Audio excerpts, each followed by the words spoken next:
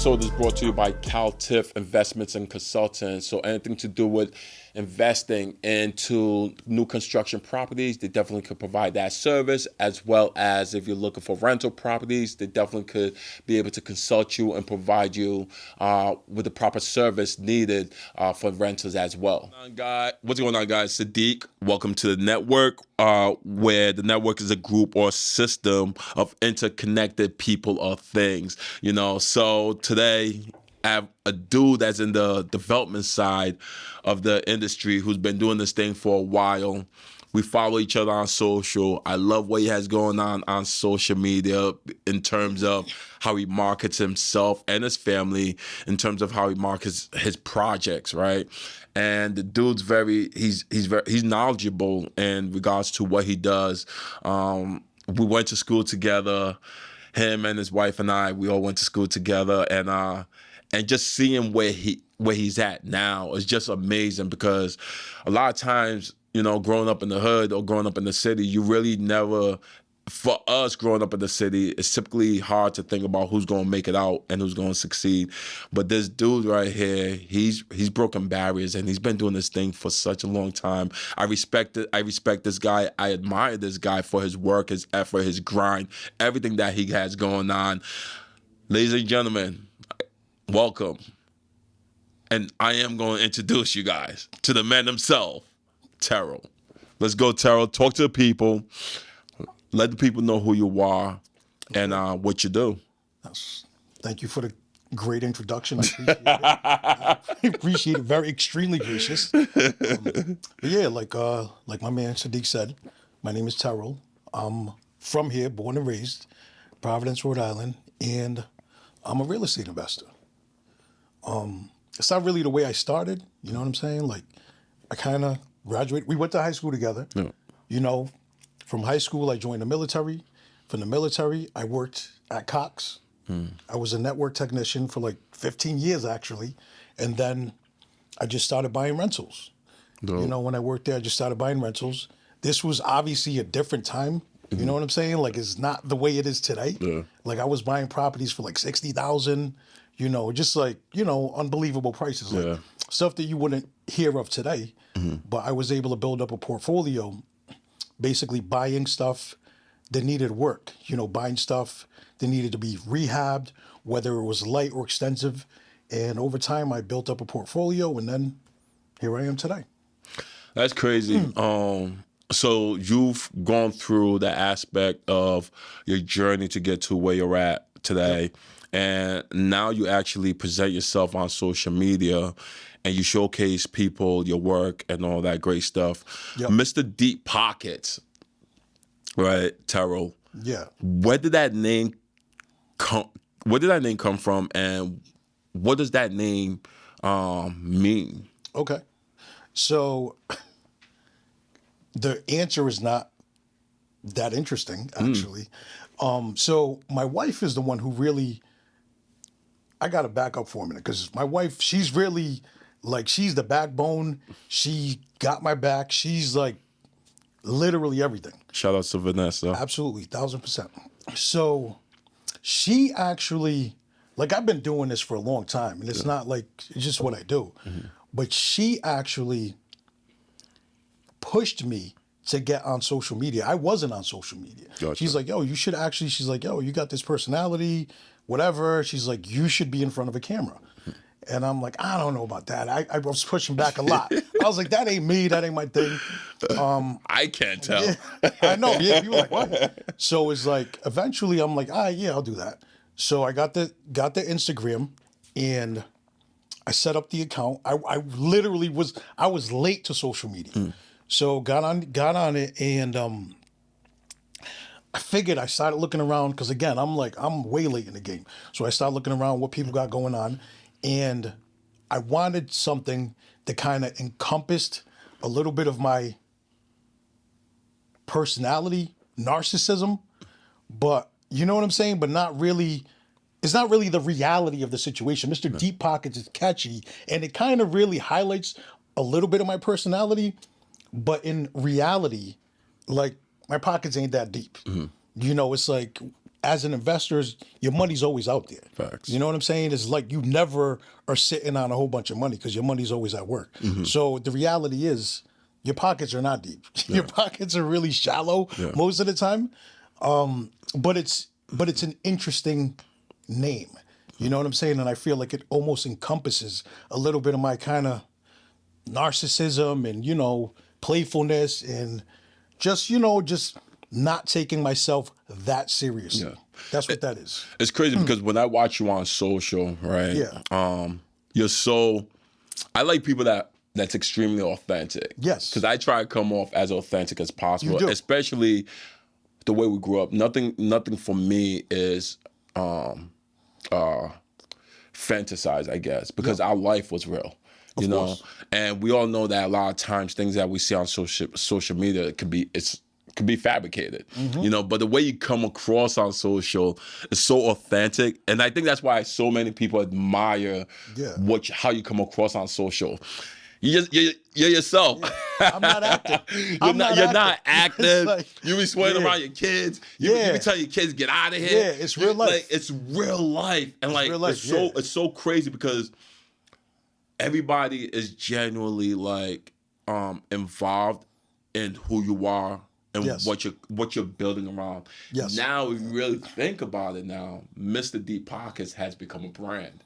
So you took something that, but I feel like you took something that your wifey Vanessa told you that's been pushing you. T, go ahead, get on social. Yep. But now, like, you really took it and you've actually created a brand out of it. 1,000%. And yo, man, I cannot tell you like how much I respect you for that, because a lot of people think it is hard, you know, but you've been doing your things and continue doing your thing in regards to that. Don't even think about letting that stop you. Can you share some of the details in terms of how your upbringing was like and how your childhood was like and how that played a part of your life? Absolutely. So my family's, I'm Panamanian. Listen, Yeah. You can fool anybody. Like, I always thought you were black. Yeah. So you start speaking Spanish. Yeah, I'm black. You are black. But Panamanian black. Yeah. Spanish speaking country. Yes. So I'm Panamanian. My family is straight up Panamanian. Like, if you know, like just straight up, extremely ethnic, culturally Panamanian. So I never even would think that's like crazy. straight up. Yeah. So growing up, my family just, you know, from the hood. Yeah. Just like, you know, we from the hood. So I experienced everything that comes along with that. You know what I'm saying? Like, literally everything. So, you know, growing up, there was people, older cousins, friends, getting money in the streets, you know, hustling. Yeah. You know, my father was a hustler. Oh, wow. You know, so my father hustled, and my father actually wound up getting deported when I was like 10 years old. So my father got sent back to Panama when I was like 10. Sheesh. So I grew up with my mother. So my mother raised me, but I've always, even to this day, I got a strong relationship with my dad. But he wasn't there physically, but like he's always been in my life. My mother, she works for herself. My mother's a dressmaker. So my mother, like, literally, like, I meet people today, like, your mother made my dress 30 years, 40 years ago. Yeah, it's like, and your mother made my granddaughter's dress. So my mother, like, literally, like, she, like, their prom dress. Yeah. You know what I'm saying? So my mom is like the prom dress lady. Yeah. So my mother had that. I grew up seeing my mother basically having her own business. Like, she made dresses, like, from the basement. Yeah. Like, I never really saw her get up and going to do a 9 to 5. You know what I'm saying? She always was a hustler. And like I said, my father, you know, good, bad, whatever. My dad was always also a hustler. Yeah. You know what I'm saying? And people around me in my life were like that. So to me, it wasn't really something to really actually think about it in that way. Yeah. You know what I'm saying? It was just something that just was part of who I was. Nice. So to me, like, you know, like I said, I started off working, but eventually I was just like, wasn't even a conscious thing. I'm gonna be real with you. Yeah. It actually wasn't conscious. It was like, yo, I need to figure out how to make a little side hustle, you know, get a little cash flowing, you know, outside of my job. And eventually, like, the side hustle wound up getting to a point where it was like, yo, I could just do this. Yeah. And let me focus on this and see if I can make something out of this? And then, just it's kind of evolved and changed over time. And here I am today. Let me ask you, what are some things that you would say that you've learned from when it came from your father being a hustler in his own rights, Yeah. right, in his own way, and your mom Yeah. being a hustler in her own way? What are some things that you would say that you've actually gained and took in and applied to yourself? Self-confidence, just confidence in the self, and just being Which able you to do be carry like, really well. absolutely. Thank you. You're welcome. So it's like being able to, and there's a little bit of two sides to that. There's a little bit of arrogance to it, to really think that, hey, I can go do this on my own. You need to have a tremendous sense of self-confidence to do that. You know what I'm saying? But in addition to that, there's some humbleness to it too. Because you know that, hey man, like I could actually go out here and embarrass myself and fuck up and, destroy things, whatever the case may be. So on the one hand, you got a lot of confidence, but on the other hand, it's kind of just like you don't know what could happen. But seeing sometimes kids, they don't need to be taught things. Like sometimes kids just, like I'm gonna give you an example, a negative example. Yeah. Like I know some people who are alcoholics and their parents were alcoholics. So it's like a behavior that you learn. And a lot of times, I'm gonna be real, another thing that it's almost astonishing to me because I started asking this question to doctors. I speak to doctors and I've realized, I haven't conducted a survey, but a lot of times doctors are children of doctors. You know what I'm saying? Like, so if you go to see your doctor, right?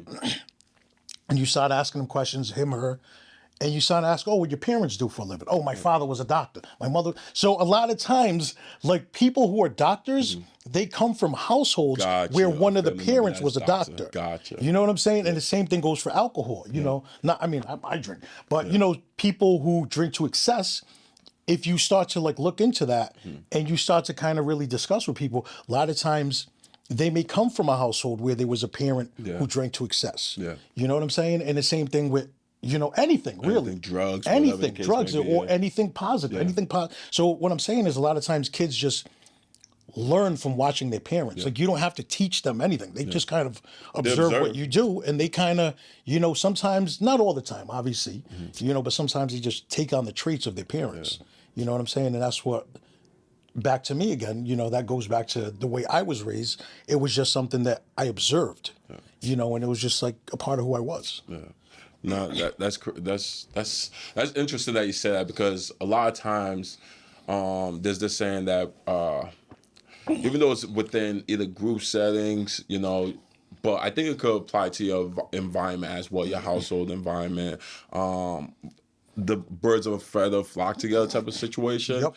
But slightly different because it's within your household, but you do learn certain habitual traits, right? Whether it's negative or positive, right? And a lot of things that we do learn stem from our parents. So we see our 1,000%. parents do negative things. That a lot of negative things, we're gonna apply that into our lifestyle. So if you're in a household where your parents are not doing nothing positive, there's a good chance that that kid is not going to have a positive lifestyle. Absolutely. It'll probably be more negative. Absolutely. And then you have the reverse, Absolutely. But at the end of the day, like just knowing that you were capable of taking a hustler's trait on both ends, your mom and your dad, and applying that to yourself and creating this confidence image or this confidence image for yourself and just running with it and being able to know that with your confidence that you can be able to do whatever you want. And a lot of times that's what it takes. You have to be confident within yourself to be able to do the things that we're doing. Now, you were in the military from what you mentioned not too long ago that you were in. Yeah. Now, the same scenario that, and the same question I asked you regarding your parents, I want to ask you regarding you being in the military as well.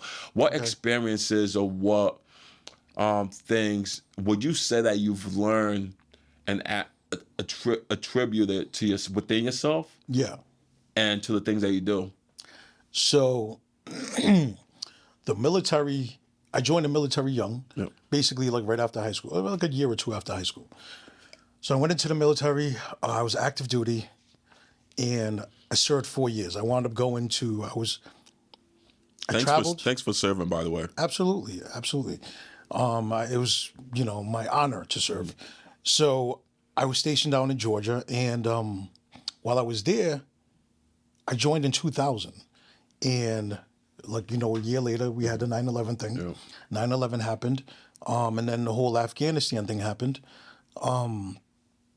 The unit that I was with, like we didn't deploy to Afghanistan, but as you know, or you may not know, a couple years later, the Iraq thing popped off. So my unit was basically the first unit to get deployed over on the ground to Iraq. So actually rewind a little bit. I actually got deployed to Kuwait prior to the Iraq thing happening. So I was in Kuwait. And I was there, like, basically in the desert, man. Like, Wow. like, I can't even describe to you. It's like, it's crazy to even try to describe. But I was in the desert, like, my whole, let's call it a squadron, whatever. We were deployed to the desert in Kuwait, and we were just basically setting up, waiting for, like, the order. Yep. You know what I'm saying? And this was in 2003. So I was in Iraq 3 months. Kuwait for 3 months. We were preparing. And then president made the order. Sorry about that. How unprofessional of you. I know. I know. How dare you? I apologize about that. You're Damn. bugging. Right in the middle of my service story? Are you kidding me? Are you fucking kidding me, man? I'm over here trying to fucking... Okay. Solely apologize about that. Go ahead, man. fuck- Break it I'm down. fucking with you. But anyway, so we're in Kuwait. And basically waiting just there. The president says, hey, yeah, we're going in, whatever. So my unit, whatever, we were the first ground troops to actually cross the border from Kuwait into Iraq. So we led the assault on the ground assault on, going into the country. And that experience was like, I really like that experience, to be real with you, is like, it's just influenced a lot of who I am and how I am and just my appreciation for everything around me. Because like, I basically didn't have access to a shower for like 6-7 months. I didn't have running water, no toilet. Like, just think about it. Like, you just do what you got to do. Yeah, you just do what you got to do. And in the and on top of that, like there's bullets flying everywhere. Yeah. There's bullets flying. There's stuff on fire, and there's artillery. There's a lot going on. You know what I'm saying? There's bodies everywhere. So that experience taught me to just be appreciative for just the simple things in life. Like, anytime, like to this day, anytime I lay down in my bed, I'm thankful to have a bed. Like, people sometimes don't really stop and think like that, or just, I call it stop and smell the roses. Like, I'm just literally every single night I lay down, I'm like, thank God I got a bed. Because I know what it's like to live without a bed. I know what it's like to not, you think about little small things you take for granted, brushing your teeth in the morning. I know what it's like to not have water to brush your teeth. I know what it's like to not have a toilet to sit on. You know what I'm saying? So all of that is like, and that carries through to every aspect of my life. You know what I'm saying? It's just like, I'm extremely appreciative for everything. Like they just brought a cup of water here. I'm appreciative of it. Like every small little thing, I'm like, thank you. Yeah. You know what I'm saying? That's dope. And it's dope to know that like it could be the littlest thing. Absolutely. But being appreciative for those little things is what really matters. Absolutely. And I think like I've personally never been in the military. I remember I almost joined to be in the military one time. Yeah. I think I passed I failed the math, I think it was, by like a couple points. Okay. After that, I was like, thank God. because for me it was like, Yeah. all right, I wasn't too sure what I was going to do with my life. Yep. Was it going to be? Was I going to be locked up? Was I going to die? Or should I escape this environment I'm in and join the military? So that's why I wanted to join the military, because my life was just so fast, And I one of the things I realized that a lot of, and one of the reasons why I really wanted to go was because I know that people, for the most part, those individuals that go in the military come back a different person. 1000%. And I think that's what I was looking for. I was looking to having to be someone different and being able to apply myself in such a different way. You know what I mean? And it's crazy because you really that's why I respect a lot of people from the military a lot, because they go into that situation. Sometimes they make it, sometimes they don't. But when they do make it, it's like they come out a totally different person. 1000%. And then in most cases, it's for the positive. And obviously, it's, there's always some of those cases. Of course. It's not, But in regards to that, before going into the military and after the military, was there any obstacles that you were dealing with or experiencing as an inner city man? Growing up in the hood and all that stuff as well. So yeah, I mean, I got locked up as a kid, as a teenager.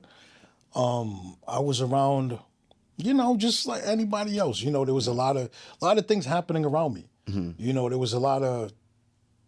Again, I was exposed. Like basically, I'm gonna be real. Everybody around me was a hustler. Literally, just not just my parent, not just my mother, my father, just family members, friends. Everybody was hustling on some level. It was like, that's just the way it was. I'm not gonna put a positive spin on it or a negative spin. It just is what it is. It was what it was. You know what I'm saying? And I was always around that. And to me, it was just like, that's just the way it was. Definitely had some experiences that I feel like everything, to be real, I feel like everything that I experienced led me to where I am today. So it's like, do I have regrets about anything? Probably. But at the end of the day, it's like, life is life. You learn. Hopefully you have experience where you can learn from. Just like riding a bike. If you don't get on a bike and fall off, you ain't gonna learn. Facts. Period. Facts. So if you want to be safe and you don't want to get hurt, then don't get on a bike, and you ain't never gonna learn. Facts. But be prepared to get on a bike. You're going to fall. That's a part of the process. And I think life, a lot of times, unfortunately, sometimes people don't learn the lesson that's there. The lesson is always there. It's just a matter of, do you learn the lesson or do you not learn the lesson? But the lesson is always there. Speak. And the lesson is not, contrary to what most people believe, the lesson is not in success. The lesson is in failure.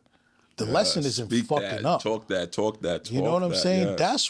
That's the people who you see, regardless of what it is, man, the people you see who are successful, it's because of their failures and because they failed. That they figured out, okay, how not to do that. Whether it's sports, whether it's business, whether it's fucking medicine, whether it's, doesn't matter what it is. Drop that gem. That's what I'm saying is like, failure is the key ingredient to success in whatever it is in life. You know what I'm saying? So that's the way I look at it. I love it. And I agree with you 100%. If you're not learning from your own failures, forget success. Yeah. Success will only come if you fail at some point, because you need to learn from something. You do. You just have to. Like, damn, you just dropped that amazing gem.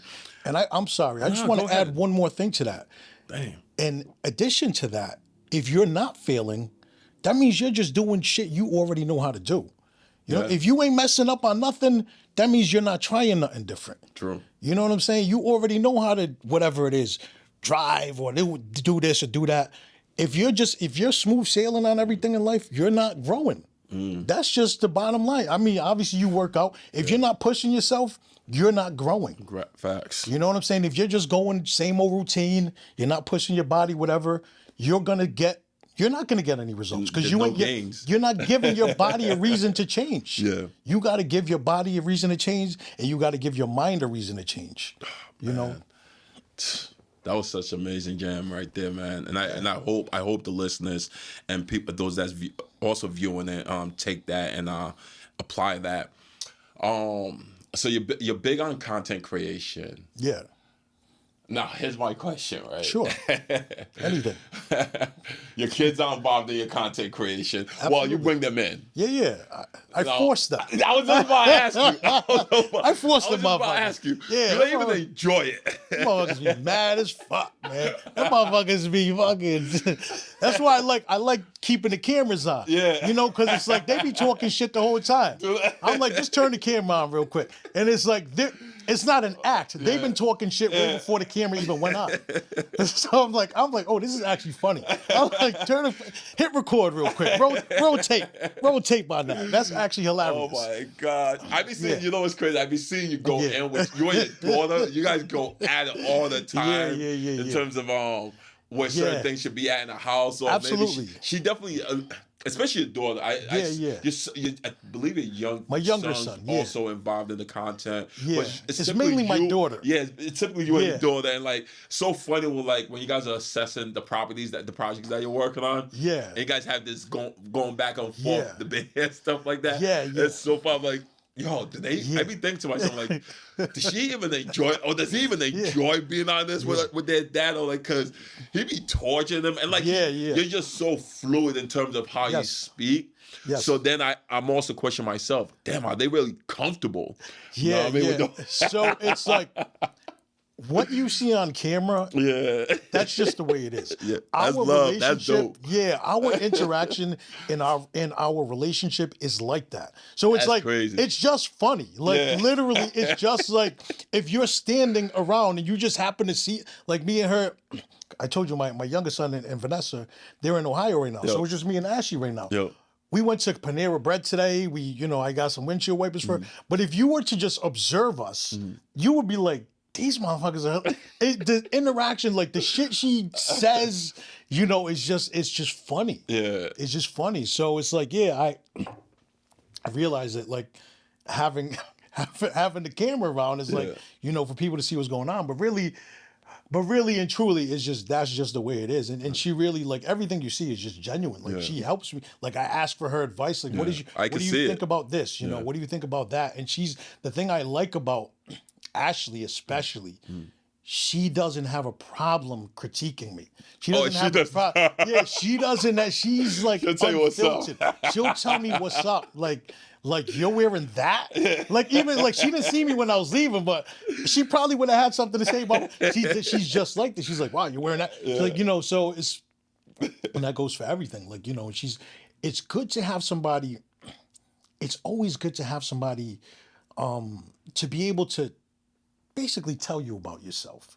You know what I'm saying? So you can, because a lot of times we can't see our flaws, whether it's decision making or whether doesn't matter what it is. A lot of times it's good to have a person who just will tell you the truth, and then you can make corrections. Especially coming from your own family and your own kids. They're not going to bullshit you. They're not going to blow smoke up your ass. They're going to tell you what's up. What it is, Yeah, so it's like, I like that. I like to be, now I'm going to be real. Like, Vanessa, she ain't about that. Yeah. She ain't trying to have the kids tell her this and that. Vanessa, she don't play that game. Yeah. That's not her game. Yeah. Like, that's not. But for me, I'm like, I'm cool with it. Like, it just rolls off my shoulder. I'm like, whatever. I have fun with it. I think it's fun. But Nah, when I watch it, I just be dying. I'm like, yo, this could be like a reality show. Like, because it's so comedic in its own way, and it's like but behind it all is genuinely real. It's authentic. Real. No, I mean, it's real. And like, but at the same time, you know what you're really doing too? What's that? You're really putting them in the space of real estate. Oh, 1,000%. You know what I mean? Like, you're really grooming them. Oh, yeah. Whether they know it or not. You're really grooming them. And I think 1,000%. that's the one thing I love about it the most is that whether they realize it or not, T is really grooming you guys to be in the 1,000%. game. Yeah, So yeah. there's a good, I'm almost positive, Yeah. there's a good chance they're going to be in the real estate Oh, game. yeah, yeah. When they're done with their studies, their Yeah, yeah. schooling, all that. No doubt. Because they're going to be like, what? Why am I going to work for this man for like, absolutely, when I could just, my dad started this whole thing for us. I don't need to work for no man. I could work for my dad, or my dad built it for us so we could take it over. You know what I mean? So yeah, no. it's crazy. And I don't, so I just want to clarify too, like, Yeah. I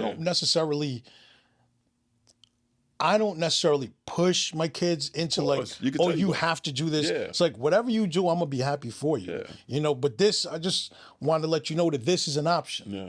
You know, this is something that is on the table, something you could do. But you know, they get to see the behind the scenes. They get to see the damn, like, which right now this month, damn, the money ain't there like that. Yeah, we got this real estate in orders, but damn, we really got to tighten up. You know, because we got this money out there, we got that money. You know, we're doing this, we're doing that. So it's like they actually get to see the full scope of it. You know what I'm saying? The ups, the downs. You know, the damn, this guy didn't show up for work. Damn, I'm calling this dude. You know, they get to see all that struggle, or they see the struggle like on the ground. They're like, yo, we might have to. We got some things to do. This guy ain't doing this. This guy ain't doing that. You know, this person didn't pay the rent. You know, we got to evict this person, that person. You know, stuff like that. They see the everything, the full picture. You know, which the full picture is, it's not glamorous. Yeah. You know, it's like, this is something that you have to like, which is again why I don't necessarily feel like I want to like push my kids into, you know, just like, because there's a lot of negative. You know what I'm saying? There's obviously the positive, but there's also like some stuff to deal with. So it's got to be something that you actually want to do. No, I agree with you. You know, it's got to be something inside of you that's like, yeah. And that doesn't just go for real estate. That goes for any business. Anything in life, yeah. You know, entrepreneurship, that's a struggle. Yeah. You know, it's a struggle to be an entrepreneur. Yeah. You don't have a check to fall back on. No. You know, it's like you only eat what you kill, like a hunter. If you didn't kill nothing, you ain't eating nothing. Not eating, 100%. You know, and that's the way it is. No, I definitely agree with you. And it's crazy because my daughter's the worst. My daughter's like, Dad, you're always on your phone. Like, she hates it when I'm on my phone all day long or texting people. My daughter hates it.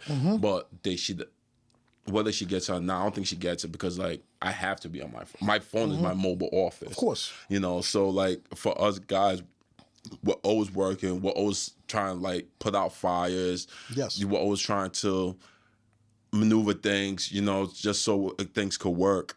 You've been with Vanessa for quite some time. Yeah. We just celebrated. How supportive is she with you and everything that you have going on? Sorry to cut you off. No, it's all good. So we just celebrated our 23rd anniversary of marriage on September 1st. But we've been together for like, thank you. Dang. But we actually been together for like, I think 3 years before that. So like 26 years. So we met in high school, Chambers. Yeah. And we got married like 3 years after we met. But I can't even keep a relationship. Yeah. So we've been. He's so about I'm not. Yeah. I'm listening. Yo, mad love and respect to you, man. No, thank you. Appreciate it. Yeah. So, just like any relationship, there's ups and downs. It ain't like it ain't all smooth sailing. Yeah, of course. You know what I'm saying? But really and truly, to be real with you, like I don't even know. Like, she's got my back more than anybody on this planet. You know what I'm saying? And she believes in me more than anybody. You know, and she's like, she has a tremendous amount of confidence in me. You know, but at the same time, like, she'll tell me when I'm fucking up. Yeah. She'll be like, yo, you ain't doing this right. You ain't doing that right. You know? And then there's a little bit of, her personality is, we work well together in business because I'm more of a big picture guy and she's more of a details, analytical. She's more like, damn, I turned this thing around just now because I know she would have done that. This thing was facing this way and she's like, oh, that should be facing that way. Like that type of stuff. Wow. You know what I'm saying? Oh, the camp, like, you know, stuff. She's She notices very, very small details. And to me, like, I really don't. So we work well together because of that. You know, we bring two different things to the table. And then also, like I was explaining to you about confidence, like to do what I do or to do what we do, you need to believe in yourself.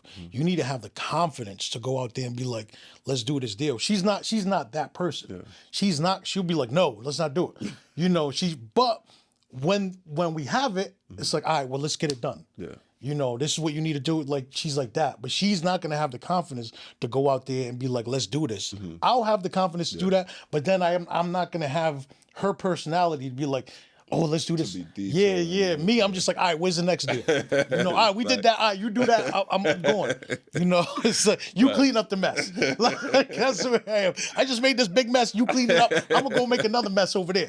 You know, that's how it works. You know what I'm saying? That's amazing because, like, I always told myself, like, because obviously I'm not in a relationship, one day I would like to be married, and one day I would like to have that one woman who instills not only confidence in me, but supports everything I do, believes in my dream, believes in my vision, and obviously vice versa, pour that energy back into her. But from what I hear, everybody, I think the one thing that I hear from every marriage couple is that their wife is the glue to everything, regardless. That's the one thing I've heard. No matter, I can hear things like, you know what? Just let your wife talk. You ignore it, or you just listen. Type of situation. I hear that all the time, right? But the one thing that I've noticed that's been the same across the board is that the woman is the glue to everything in the household, and I think for me, when the time does come, I would love to find a woman that has that same level of expectation, same level of pouring into myself as well. No doubt. Now, in regard for you, right? What factors actually allowed you to pursue a career that allowed you to pursue a career in real estate investment? What caused that? Really and truly, man, like I said, it's kind of just like, it's like, I don't even know how to describe. It's almost like, yo, the game is just in me. Just like, you know what I'm saying? Just like anything, like, yo, like just some people just born a certain way, you know, and different things bring it out of them. Yeah. I was just, it's cliche to say, but just like I described to you, hustling was all around me my whole life. So real estate is just another form of a hustle. But what made you decide to get into it? So, okay, so so my family, right? So my family, I explained to you, my family's from Panama. So my family's Panamanian. Growing up, a lot of my aunts and uncles owned 3 families, including my mother. Got Like my family, my parents owned the 3 family that I grew up in. It's on Atwells Ave in Providence. And then all my aunts and uncles, like when they came from Panama or whatever in the 80s, whatever the hell it was, they all bought 3 families. And so it was just a part of, just like I said, like the things you grow up around, it's normalized to you. You know what I'm saying? So there was never a question in my mind. It was just like, oh yeah, my aunts, my grandmother, my parents, everybody owns a 3 family. So like, okay, I guess I gotta own a 3 family. You know, and it wasn't actually a conscious decision. It was just something that was almost very natural. Very natural. Yeah. You know what I'm saying? And then I bought, that was my first investment. Actually, my first property I bought was a 2-family. I knew the multifamily was the way to go because I was like, all right, yeah. Again, my whole family, that's what they did. So I was like, okay, I'll buy a 2-family and I'll live in one unit, rent out the other unit. And then I bought a 3-family after that. And then I was like, okay, well, you know what, man? Maybe I was still working at Cox at the time. I remember the first time I got the 3-family. I remember the first time I picked up the rent. I was like, yo, these motherfuckers paying me money to live here. Like, I didn't even see these motherfuckers. Yeah. Like, this, to me, it was just crazy. So I started, like, I was like, damn, like, I could actually, damn, if I multiply this times a whatever number, this could actually be some for real income. So, you know, after I bought my 3-family, that's when I realized, okay, let me, like, intentionally try to make this into something. And And there were a lot of, there's always obstacles. But, even from that point, it was like, there were mad obstacles where it was like, this is impossible. Like, there was so many things where I was like, oh, this is literally like, there were so many like hurdles in front of me, whether it's lending or just money or whatever. It was just like, There was always something that you there had was to something in face. front of me. Yeah. Now, I will say this. Back then, it was very different in terms of there was nobody interested. There was just so many. There was just fucking houses. Nobody was fucking buying. Yeah. Nobody was fucking buying them. These houses were just fucking sitting around, just sitting there. So it was like you could throw a rock and hit 10 houses that nobody wanted to buy. Yeah. So like people would beg you to buy the fucking house because there's no buyers. Yeah. It was a different type of market. Yeah. So that was the difference back then. Gotcha. Where we're in we're in the exact opposite right now. right now. Whereas back then you could buy anything you wanted to buy. Anything you wanted to buy, you could buy. Now you could buy 10 of them. Yeah, now you can't even do that. What part of real estate? What part of real estate do you really specialize in? Do you buy a whole new construction? Like, So what's your skill set? So I'm going to be totally honest with you on that question. It's an interesting question. Personally, I'm more in the flipping and development right now. Yeah. But I like the buy and holds. All right. And I like the buy and holds, but personally, I'm just talking from my personal perspective. I like it because you can scale that. I don't like to use the word easy. I'm just going to use the word easier for lack of a better term right now. Yeah. Easier. You can scale buy and hold easier, meaning I can replicate the process and repeat the process, and grow that type of business. Because it's like, okay, you have a building, you have tenants, they pay rent every month. Yes, things go wrong here and there. You address those as they come up, and then you can create a system around that and scale the system and scale the business. Whereas development and flipping, yes, you can scale that as well, but there's a lot more moving pieces because you have different, let's call them service providers. Service providers I'll call like contractors, vendors, whoever. Like you have there's pieces moving. Yeah. And you have to there's a tremendous amount of coordination involved with like doing a new construction, where you gotta interact with the city. You have to get permits. You have to deal with utilities. There's a lot of things that you have to coordinate and connect. And I'm not saying that you can't build a system around that because you can, but it's more intricate. And the key to any business, whether you're selling hot dogs or you're fucking doing real estate, whatever, the key to scaling and growing any business is are you able to replicate that process? And B, can you simplify it and grow it? You know what I'm saying? It's like, I always use the analogy of like McDonald's. Like literally anybody can make a better burger than McDonald's. Anybody. Like, my son, you could go out there on the grill, make a burger that tastes way better than McDonald's, but you ain't McDonald's. McDonald's, their thing is not making a great hamburger. Their thing is their system around delivering the burger to you. And that's why they're $1 billion company. Not because they make great hamburgers, is because if I go to their system, if I go to Texas, I know I'm getting the same thing as if I go to France. Not fact. If I go to whatever, Kuwait, and there's a McDonald's there, I know exactly what I'm getting. That's really. Sorry to cut you off. I agree with you. It's all about systems when building out a business. Any form of business, it's all about system because you need that system to be operable. And not only that, to be able to be scalable. Exactly. You know what I mean? So anything that you do, all right, it's pretty much almost the same pattern. Exactly. And you can't go wrong. Once you master that system, once your business is systemized, you're golden, you're good to go. How did you acquire your first real estate property? Basically, again, like I said, it was a different time. So like the advice I realized advice that I give today is almost a little outdated because, basically saved up some money, and there was an ocean of properties to choose from. So I just saved up some money, made the down payment, bought the house. That was it. That was it. It was Simple, really no. simple. It's again today. It's extremely Hard, competitive. yeah. So really, that it's that advice is not really feasible today, unfortunately. No, definitely. No, I agree with you. Before you got into a new construction, after owning a multitude of investment properties, Yeah. what made you decide to get into renovation or new construction?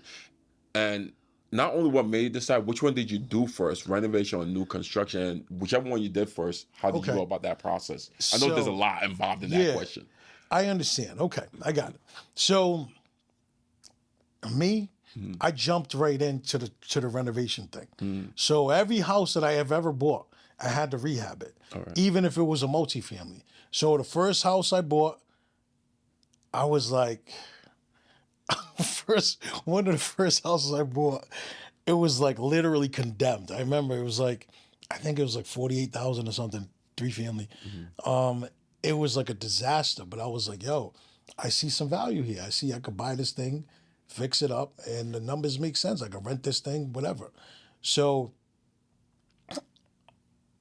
I just, again, it's just a level of confidence. Like, yo, I don't know how to do this shit. I actually don't even know anybody who I could hire to fix this shit. Like, I'm gonna just figure this shit out. Yeah. That's the way I was. Like, I just jumped right in. And one of the first properties I bought was a 2-family over Manhattan Ave. And it was the city had condemned the building. Like, the city had condemned the building. It was like, no electric, no this, no that. And I was like, I don't fucking know. I'll figure this shit out. I was like, this shit's cheap. I'll figure this shit out. Bought the fucking building. Literally had nobody to fix the shit. Like, I didn't know anything about fixing anything. I didn't know who the fuck. Like, so I happened to be sitting over, I went over to one day after I bought the shit. I went over to there's a little restaurant on Plainfield Street, La Hacienda. Yo. I was over there eating breakfast, and I saw a dude that I know, a hustler dude, hustler from back in the day. And I happened to see him. I was chopping it up with him, and I was like, "Oh, what's going on with you?" He's like, "Oh," he's like, I know him from hustling. Yeah. I know him from some street shit. Yeah. And I'm talking to him, and I'm like, he's like, "What you got going?" I'm like, "I just bought this crib." He's like, "Oh, word?" He's like, I do construction. I just started construction. I was like, "Word? You do construction?" I was like, "Yo, I bought this spot. It's real fucked up." Yeah. He's like, "Yo, let me come take a look at it, T." So came out, looked at the spot for me. He was like, yeah. He's like, it needed everything. Needed tile, needed this, that, and the other. Yeah. Fucking heating system was a fucking disaster. Damn. So he came in, he did all the construction and painting. I wound up, because I told you, my family owned 3 families and shit. So they had shit they had to fix over the years. Yeah. So I was like, I went to my mom. I was like, Ma, who do you, when you have a problem with the electric, who do you, Yeah. My mother's like, oh, call these guys, some guys from the island, some guys from like Trinidad and all that. So I hit these guys up. I'm like, yo, I bought this crib. And I knew them basically my whole life. Yeah. Hit them up. I was like, oh, I just bought a house. They're like, yeah, we could do that. So they came and did the electric. Then I had a friggin' heating system was a disaster. I was like, do you guys know anybody who do heating systems? They're like, yeah. So they got me a guy, and like to this day, I use all those people. Wow. But yeah, so that's how it was. And again, it's like literally like I had no idea how I have this house that's condemned. It's empty. It's a disaster, and it's like I just bought it, and I just figured it out from there. That's crazy. Yeah, just figured that shit out. That's crazy. Like with me, I was a fly on the wall, so I used to just hang around people and just listen. And then over the course of time, I like probably just grab somebody's contact. Oh, you did this, or let me take. One day I'm going to start getting into this. I'll hit you up one. You know, so like from my experience, it was slightly different from your experience. You know, and a lot of time, one thing that I realized that with a lot of individuals that gets into the game, they either see contractors that's working on somebody else's house and just grab their contact information. So there's different ways to actually go about finding someone to do work for you and try to help you out in regards to what you're trying to do. What strategies or methods did you use to secure the necessary funds to initiate like your actual project? Damn, it was, I'm gonna be real, man. There was no strategy, yo. I didn't know nobody. Like, I didn't have any connections. No hard money loan. No, none of that shit. Wow. So I was just like, yo, fucking, this might have been before Google. Well, not before Google, but we're not that old. We are not that old. Damn, T. It's not that serious. Oh, shit. It was a while back though, right? So it was like, I was on some cold calling shit. Oh, that fucking house, man. That house, I'm swearing. That fucking house, yo, let me tell you something. I fucking called, because there was a realtor. I still deal with the realtor to this day. There was a realtor, this girl that I used from Remax. And I remember the house was, I think it was like 60,000. After the deposit, it was like 48,000. So like, so I had to get a loan for 48,000. So I remember I called 10 plus banks. They all fucking said no. They're like, we ain't fucking giving you know how much fucking work we got to do to fucking give you a 48,000? What kind of house you buying anyway for 48? It was like that type of shit. And I was like, damn. All right. So like, I just kept calling. That's all it was. I just literally kept calling until somebody said yes. And I wound up, no bullshit, I made at least 10 phone calls. I eventually got somebody, and it was just like, no. It was no. And then I'd always be like, oh, well, do you know anybody else? I wound up getting a hold of this dude, Joe Silva at Pawtucket Credit Union. And he's like, yeah, we could do that. And he was also like, we're not going to do any inspection. I'm like, yes, because this house is fucking condemned. I was like, thank God. Because if you do an inspection, you ain't lending me the money. This loan ain't going through. If you send anybody look at this shit, loan ain't going through, my G. So I was like, thank God. This is the best case scenario. Oh my God. So he's like, yeah, just send me over your tax return, whatever. And wound up making a deal happen. So that's how that deal happened. But I tell you that to say that, like, that's just one example of one property. But every property has been its own story. Yeah.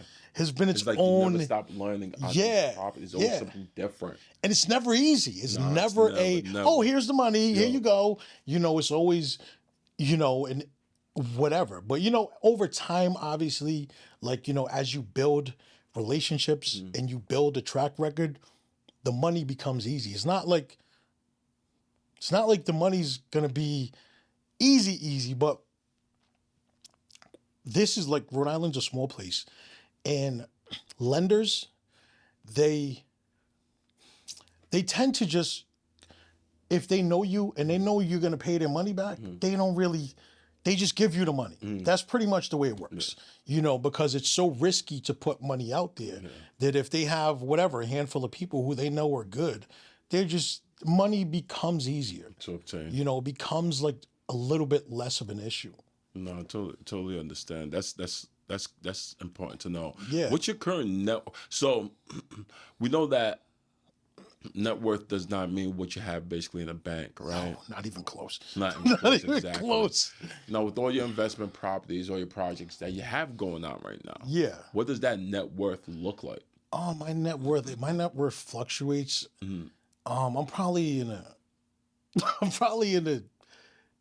couple $1 million range. That's solid. That's solid. Yeah, I mean, it ain't like spectacular. Yeah, but still, because like the thing is, like, for people to understand is, like, a lot of times it doesn't always, your net worth is not technically what you have in a bank account. No. It's basically what you have out there in terms of that hopefully one day you could liquidate, Absolutely. And things like that.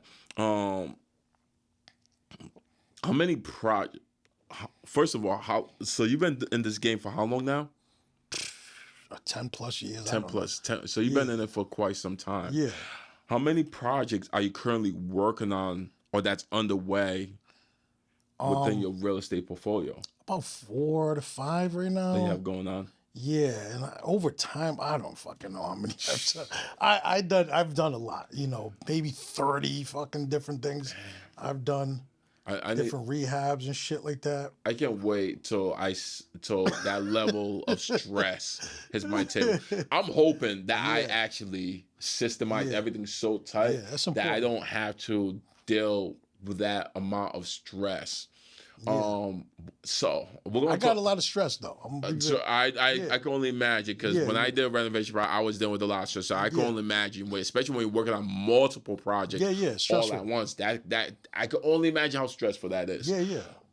Excuse me. I know you're working on, and I met you. I remember when we first did a podcast episode, and this was for Experiences with Sadiq. Yeah. The podcast. For those who don't know, Experiences with Sadiq was my very first podcast episode. That was great, by the way. I appreciate it. Yeah, that was amazing. I appreciate it. Thank you. And I remember you brought me by this property on Broadway. And you were like, I'm thinking about buying this. Yeah. And we walked around, we did an episode in there. This property was just straight skeletons, straight bones, torn apart, vacant property, and you were talking about buying it. Yeah. And you actually bought it. I'm very, very impressed with you. And Thank you. very when you said that you were thinking at that time and then you fell through and you bought it. Yeah. And then you started doing the work on it. Yeah. I'm like, yo, this dude really did what he said he was gonna do. Let's talk about that project. Okay. How has that project been for you? I know it's almost done. Look from what I've seen, I know it's almost done, and you're doing a great job. Thank you. With that, how's that project going? That project is again when you go from one thing to another. That's like I kind of went from a smaller type of property to a bigger type of property, to a bigger development. So there's growing pains with that. Obviously, like with everything, you don't execute everything, 100%, or you'll never be 100%. But there's a lot of things that I learned from that. Right now, where it is, it's like really coming together and coming to life, and I'm very proud of where we went and where we are. You better be proud of it. Like I'm very wow. But I'm like that with my projects. I like to see the progress, and I get a sense of gratification by just seeing the progress. But this particular project is it's coming along nicely. Coming along very nice. I just started.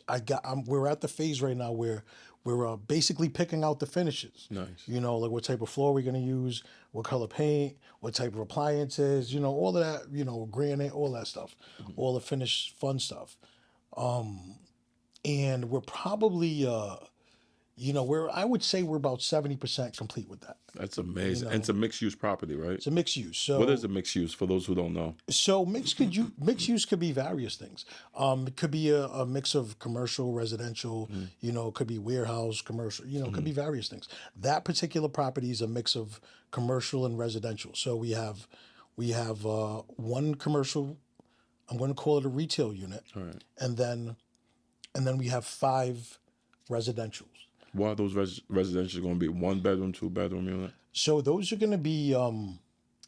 So we got 4 townhouse condos. They're going to be. Wow. And then we have 1 single level. So the townhouses are 2 bedrooms, and then we have 1 just flat 1 bedroom.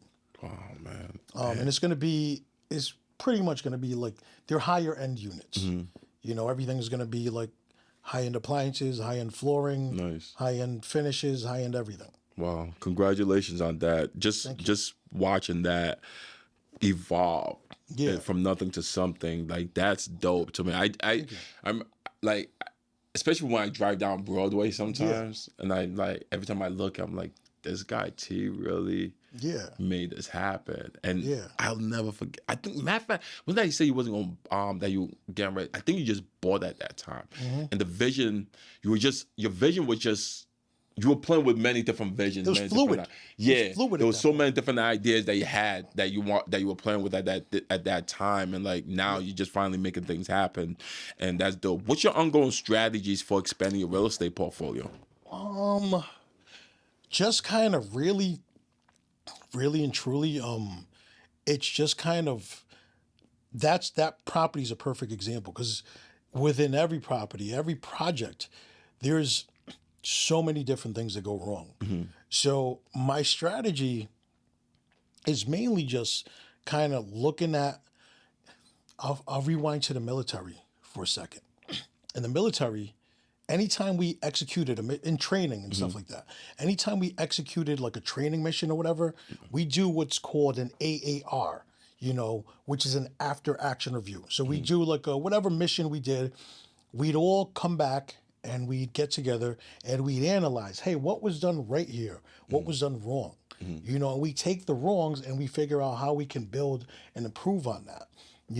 And so as far as my bringing it back to now, my strategy for where I go tomorrow from here is really analyzing the failures of today and that in that project in particular.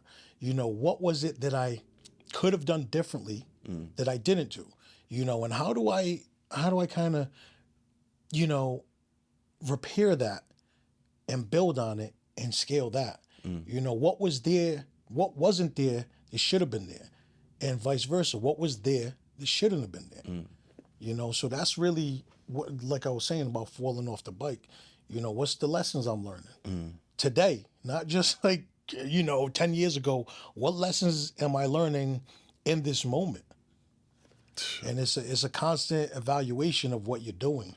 And it only makes sense because in order to grow, you need to know what those mistakes are that you have made to. initially anyway. So You have it definitely only makes sense. Like I won't see no other way. Like if you're not learning from anything that you're doing, how you expect to, and it goes back to the conversation that we had earlier in the podcast. Like the whole purpose is to learn from failures that's there, Yeah. and just seeing that when you're done with a project, realize, all right, what mistakes did we make here? What things did we get right here? And the mistakes, how can we avoid that on the next project? And I totally agree with you on that because you have to learn from those type of situations anyways. You do. Now, when you look for properties and things of that nature, do you use a realtor to acquire your properties, or how do you go about acquiring your properties? What's your strategy for it? At this point, to be real with you, at this point, it's just like I have relationships. Yeah. So everything is pretty much just relationship. It's like people are always bringing stuff to me. So most of the times they suck. Just to be real with you, they're fucking bullshit. It's like this fucking deal. If I did this deal, oh look, I could make negative $8,000. Yeah. It's like every fucking deal fucking sucks. I'm swearing. It's all right. It's all right. So it's like most of the deals suck. Now moving past that, most of the times I'm already involved in something. So the deals, a lot of times a deal will come to me. And it's very rare that a deal makes sense. So, but a lot of times the deals that make sense come to me and I'm not in a position to take advantage because I don't either A, have the money, have the resources in terms of the people, at the time. So it's like, okay, yeah, that's a good deal, but I can't do it. So let's call it the Goldilocks zone where I'm in between one deal to the next. If something happens to come my way, I'll take advantage of that. But it's like I'm like actively looking for deals, but then also like I just rely on the people around me who are in the business and who come across things to just constantly be, updating me and letting me know, hey, I got this going on. And I make sure that with those people, I make sure I try to maintain the relationships and I maintain the respect and just, if I'm not able to take advantage of something, I make it I make them aware that, hey, I really appreciate you considering me. Not just like, hey, I'm not doing that. Yeah. You know, that way, you know, the next time you get something, you know, you think about me. You know, because it's like most of the times I can't. Yeah. The reality is most of the times I'm already doing something Yeah. else. But it just so happens that I have a network of people, the realtors or whoever, you know, other investors who they just, there's always a deal around somewhere. Yeah. There's between all these people, a deal will come around. And really also another source of deal is lenders. You know, lender will hit me up from time to time, like, yo, I'm foreclosing on this guy. You know, would you, and that's the other thing about lenders too, like, excuse me, with lenders, if you maintain a good relationship with your lenders, a lot of times, like, they want to give you their money. So it's like, that's the other thing. Like when I'm fit, like when I pay off a lender for something I sold or whatever, refinance, that lender is actually looking to give me back the money. Yeah. You know what I'm saying? So a lot of times the lender, he or she may have, you know, stuff out there. He may know what's going on in the market. He may know about deals. You know, he may be like, yo, look here, man, I got this deal. I'm taking back this property from so-and-so. Do you want it? Yeah. You know, do you want the deal? Like, I'll give you the money for it and I'll give you the property. Here it is. You know? No, man. Now, do you compensate any of these people that when you? How does that look like for you? So in the case of a realtor, 9 times out of 10, broker. if it's a realtor, obviously they're getting a commission because they, even if they're bringing me the deal off market, they're getting a commission from it. A property I recently bought in Patah, I fucking learn shit all the time. It's fucking unbelievable at this stage in the game. At this stage in the game, what a fuck up I fucked up. Anyway, recently I bought a fucking deal off this realtor in Pawtucket. Yeah. This guy brings me a fucking deal off market, right? No, he didn't bring me the deal. He tried to get money from my lender. My lender was like, I don't know. My lender's like, yo, this motherfucker bring me a deal. I don't want to give this motherfucker the money. Yeah. Like, you like, if you buy it, like, I want you the fucking money. So this ain't for the camera. But so the lender, so whatever. So the lender puts me in contact with the dude. He's a realtor, but he's the property's off market. It's in Pawtucket. Dude brings me the deal. He hits me up. He's like, oh yeah, the lender, you know, told me about you, whatever. So the lender connected us. So I speak to the dude. I'm like, all right, what you got? He's like, I got this 2-family with a fucking in-law. So I'm like, 3. I'm like, it ain't no fucking 3. Yeah, it's a two. fucking We know. 2, Yeah, we know what the game is. Yeah. But he's like, it got a big yard, big lot. You could probably build some shit on it. I'm like, all right. I'm like, let me see. Let me, you know, what's the address, whatever. Tells me the address. I'm like, okay, yeah, nah, that looks like a deal. 250. Yep. I'm like, all right, but 2-family, whatever. And so I'm like, okay, let me. He's like, I don't know how to get all the permits and all this shit. I was like, I'll figure all that shit out. So long story short, I close on the deal. Nice. Go to the city. No, you can't build on that shit. Dang. Yeah. So go to the city. Nope. Shit ain't. I'm like, I can't get no Nope. It ain't happening. Wow. So I'm like, fuck. So again, this is what I'm telling you about mistakes. Like this happened this year, man. And I've been in the game. So now I got this fucking house, right? So now I got this fucking 2-family. Yo, the neighborhood sucks. The house sucks. Like, house sucks. Yo. Neighborhood sucks. The thing about it was, oh, I could build on this bitch. Yeah. So that's what the value to me was. The house was like, I don't give a fuck about this house. So now I'm embarrassed now because I'm like, damn, I've been in the game for a minute and I got some sucker shit. And it's like, I got sucked into it. And then I found out from the tenants, like, yo, that dude, he fucking knew you couldn't build on this shit. Wow. He's like, damn. So, damn. So I'm to be real, like, I'm not really in the business of blaming other people because really the buck stops with me. I should have done my own homework. Yeah. I played myself. 100%. Like I say, he did some slick shit, but really I played myself because I should have been like, nah, I can't, you know, but whatever. So long story short, I got this deal. And that's crazy. So I'm sitting on this property now. But what I decided to do was it's a dump. It's a fucking dump.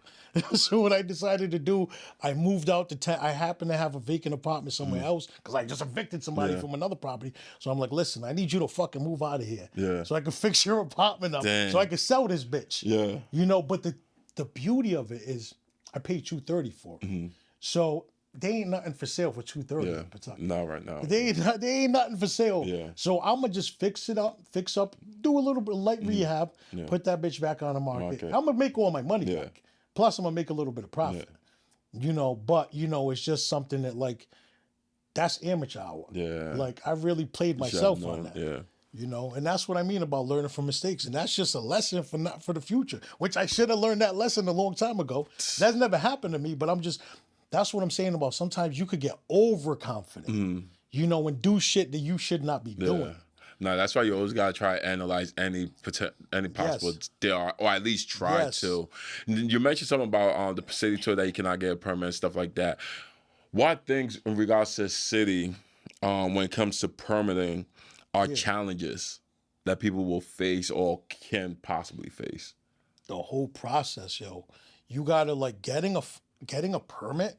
Like there's different. Every city you know, they're similar to an extent, but they have different processes.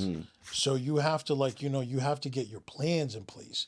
You have to submit your plans, and then you know from after you submit your plans, then it goes through a review process, and there's different departments, there's different sections, there's water, there's code, there's building, you know, there's fire, you know, so there's a whole different scope of things that you have to move through the process with.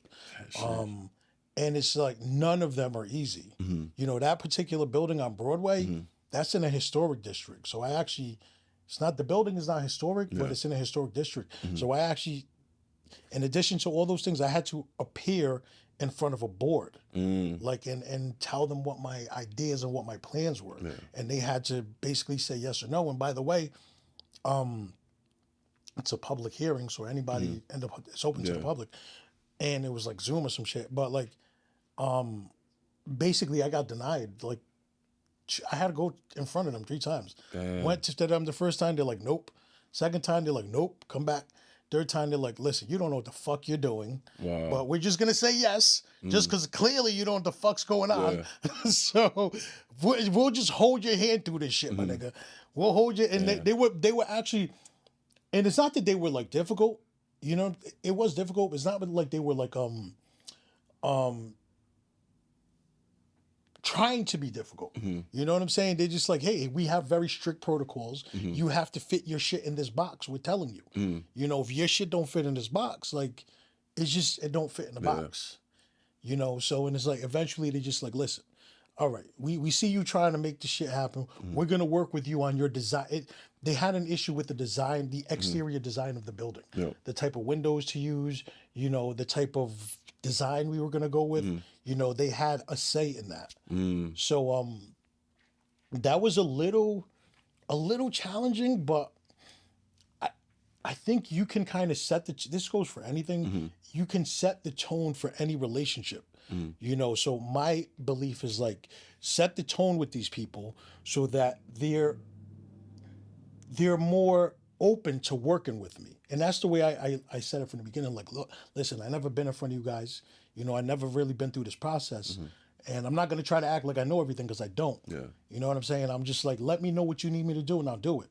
You know, and just by having that attitude and that mentality, like they were willing to work with me, where they kind of were just, I'm not going to say they broke the rules. They didn't break the rules, but they were flexible. They were like, okay, yeah, listen, like you're not there, but you're good enough to where we can just help you through the rest of it. Yeah, that's awesome. And that was very helpful to me. That's awesome. So that also comes with relationship building. Absolutely. For the most part, I think. Absolutely. In this whole project, what are 3 key essential tips or secrets that you believe aspiring investors should know? Self-confidence, you got to have that. And if you're not confident in yourself, then get confident. You know what I'm saying? And you could do that by you could do that in various ways. You know, you can master just something in your life. You can master, whether it's like maybe your diet, you know, you can master your diet, you know, master something, you know, maybe you want to figure out how to do push-ups, maybe whatever it is, you know, reading, figure out a way where you can gain confidence in yourself. It doesn't have to be real estate. It could be any little aspect of your life. Maybe making sure you got a perfect yard or perfect house, whatever it is. Master something that can give you confidence. So confidence is one key element. You know, then after confidence, be willing and be ready to understand that you're going to fail. You will fail. There's no question about it. It's not going to go the way you think it's going to go under any circumstances. But have a plan regardless. Have a little plan, you know, but just understand that your plan, Mike Tyson used to say this shit. I didn't come up with this shit. Mike Tyson said this shit. He said, every boxer has a plan until they get punched in the face. You know, so you go in the ring with a strategy, as soon as you get punched in the face, that shit's out the window. That shit is out the fucking window. You know, it's like, now it's like, you know, you're reacting. Bro, You're reacting to everything. You know what I'm saying? But regardless, have your plan. You know, have a plan and kind of know where you want to go, you know, and understand that you're going to veer off from that, you know, but have that vision to know, like, I'm going there. You know, if I want to go to that window, know that I'm going to that window. That way, if I get pushed off course a little bit, I know that I got to get back there. Yeah. You know what I'm saying? Where some people, they don't know where they want to go. Yeah. So if you don't have a destination, you could just get knocked around anywhere. Facts. And next thing you know, you're going backwards. Facts. You know what I'm saying? If you know you're going to that window, it's like whatever knocks you around, you know you got to get back to the window regardless. You know, so just have a vision and have a plan and be ready to stick to that regardless of whatever happens to you. Gotcha. I know I didn't answer your question exactly, but I just said a few things. Yeah. You know, that I feel are kind of key. That's definitely cool. But I think for most people, or the way I look at things is, especially when I'm on a path and I'm heading directly to something, right? Yeah. Like for me, I try not to believe in failure, even though failure I know is always a possibility, right? And the reason why I try not to believe in failure is because for me personally, it's a mental thing, right? Forcing me that I need to do this. I have no option but to do this, right? And it's also for me, for the most part, I'm scared of failure. Like I'm scared like a motherfucker of failure, you know, because that's the last thing anybody wants to do is fail. Of course. You know, especially when you're talking about big money on the line and all these other things, family life to take care of, all this other stuff. It's like, who wants to fail? You know, so I always try to like I'm definitely confident. I'm a confident individual. Anybody who knows me will tell you I'm extremely confident in myself and the things that I do. I believe in my visions. I believe in my dreams. I think for the most part, like you said, I think everybody out there should do the same thing too. They should have the confidence to be able to execute on something and have a vision, have a dream, and execute on that vision and dream. Mr. Deep Pockets, define success in your own terms. Success, I think, is doing what you love to do and, having the privilege of being able to do what you want to do and doing it in the way that you want to do it and the way that just makes you happy. You know, and that's really it. And it could be whatever that is whatever that is to you. You know what I'm saying? It's like, what's success for me is not what's success for you. Facts. You know what I'm saying? It's like being able to to me, is just be happy. Amazing. If anybody wants to get a hold of you, reach out to you for advice. Yeah. Maybe, who knows, mentorship. You don't know what people are going to reach out to you for. How can someone reach out to you? You could just hit me up on my Instagram. Which is? At Mr. Deep Pockets. I feel funny even saying that shit. It's like, yo, people like approach me in public. Oh, Mr. Deep Pockets. I'm gonna tell.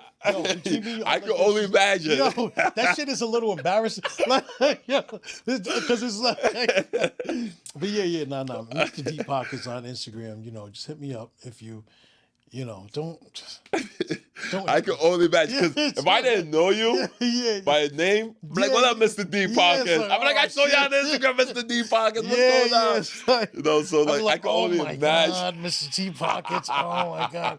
It's became a brand now. It's a household name, especially Yeah. here in Yeah, New yeah. England. It's funny. It's Yeah, definitely a household name. You built yeah, that for yourself. yeah. And No, absolutely. congratulations to everything that you have going on. And you know, the one thing about me is that I love to see our own people, and not even just our own people. I just like to see people win in Yeah. general. Nah. You know, and like I've been watching you since day one. I've Thank you. watched since we've been following each other. Yeah. You Thank you. know, on social. Like I just Likewise, man. no, and I Likewise, man. appreciate that. You know, Absolutely. and I just want to see you win. And I want you to win. You know, I Likewise. Same here. thank you, Same and here. continue to grow, continue to pursue everything that you want, because I'm always watching from the sideline, Yep. and I'm always learning from the sideline, and everything that I see you do on social media, I'm always learning from, and Yeah. that's just being real with you, you know, and Yeah. because to me, like I I might be extremely talkative. I'm an extrovert individual, right? No, I love that, When I'm in man. person, when I'm out chilling, I like to have fun. When I'm working Yeah. about my business, I'm about Yeah. my business. Yeah. But the Yeah. thing is, like, I love to watch when it comes to business and I'm learning something. I'm either doing a lot of reading, or I'm asking people a question, or I'm that fly on the wall.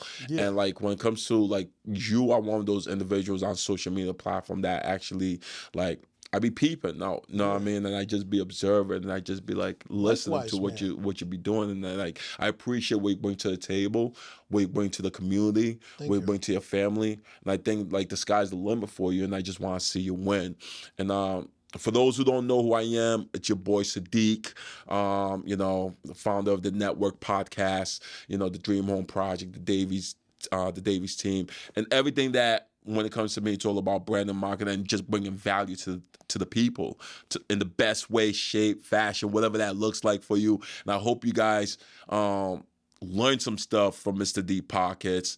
And if you guys love what you guys listen today, watch today, please like, follow, share the content, keep the movement growing, and keep the movement moving forward, not just growing, but moving forward, because there's a destination. That destination is to the top, you know. But if you guys want to follow me on all my social platform. It's Sadiq Davies, SADIQDAVIES on Instagram, on everything. Follow me. Catch you guys on the next episode.